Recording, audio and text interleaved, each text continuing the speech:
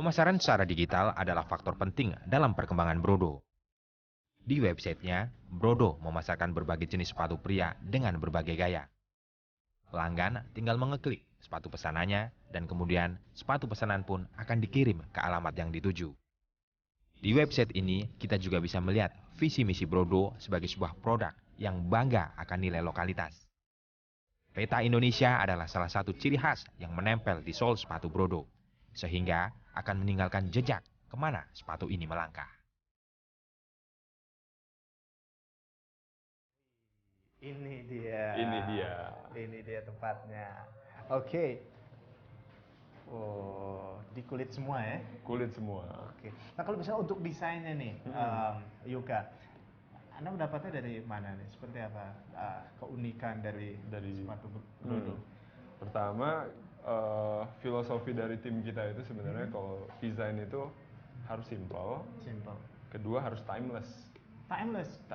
Okay. Tak lekang oleh waktu. Lagu lah Chris Pante. Iya.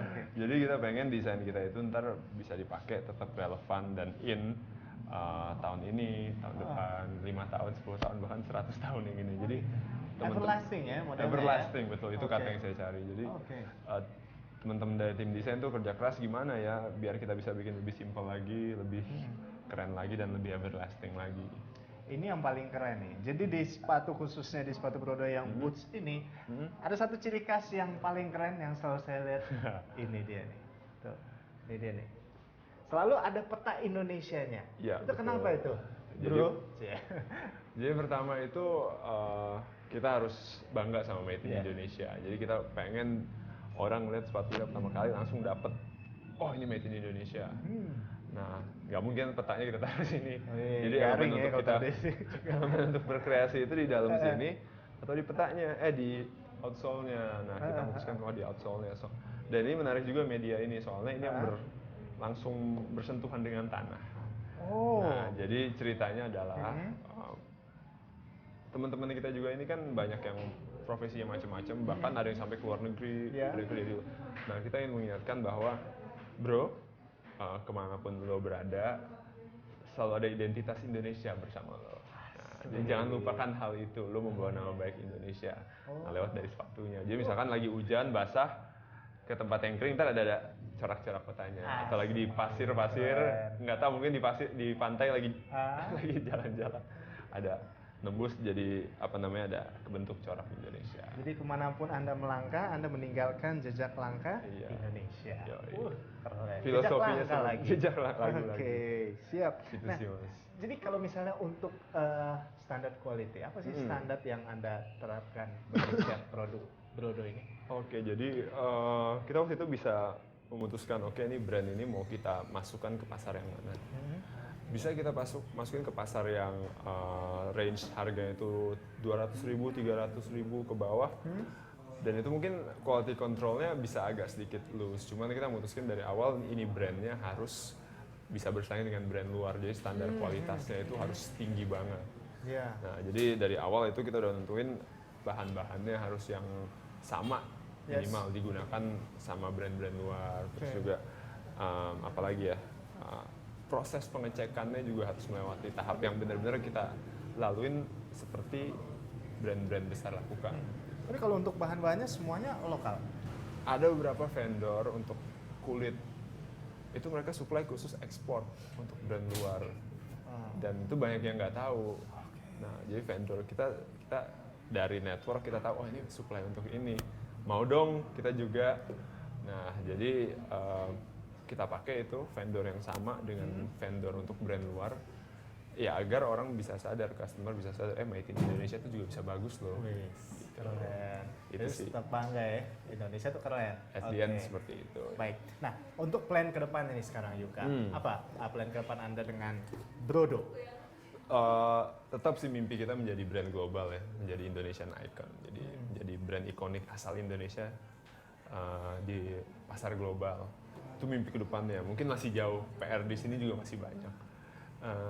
Itu untuk jangka panjang, cuman untuk jangka pendeknya sendiri kita lihat ya customer Indonesia itu masih banyak, apalagi target customer kita cowok-cowok ini, bro-bro ini dari perhitungan aja udah ada 30-40 juta orang.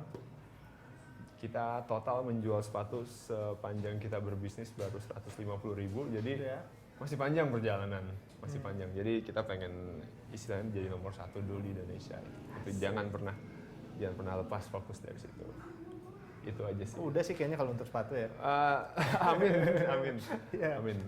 Masih kita rasa masih banyak PR yang harus diperbaiki. Cuman kita optimis sama bangsa ini, dan ya keadaan ekonomi walaupun sedikit ada gangguan akhir-akhir ini, cuman kita optimis ke depan masih bagus. Amin. Harus tetap optimis. Harus selalu optimis. Yuka, jadi sekarang kan banyak sekali orang yang terjun berwirausaha.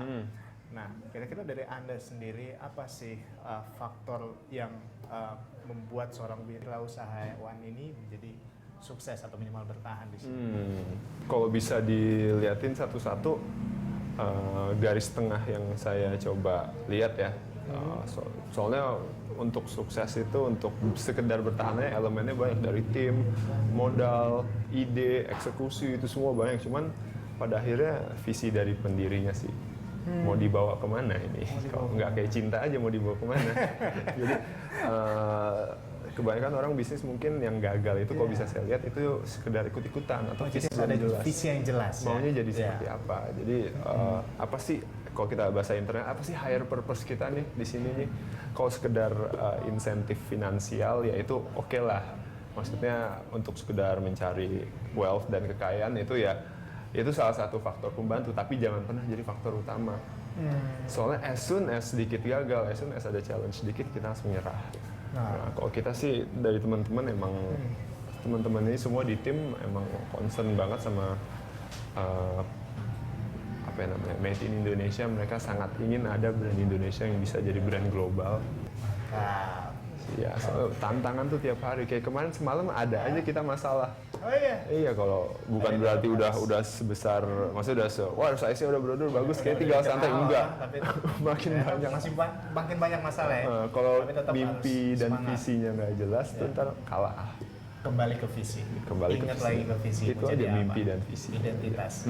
Oke. Terdengar klise, cuman kalau saya coba ngobrol sama teman-teman yang udah sukses, semua jawabannya ke situ.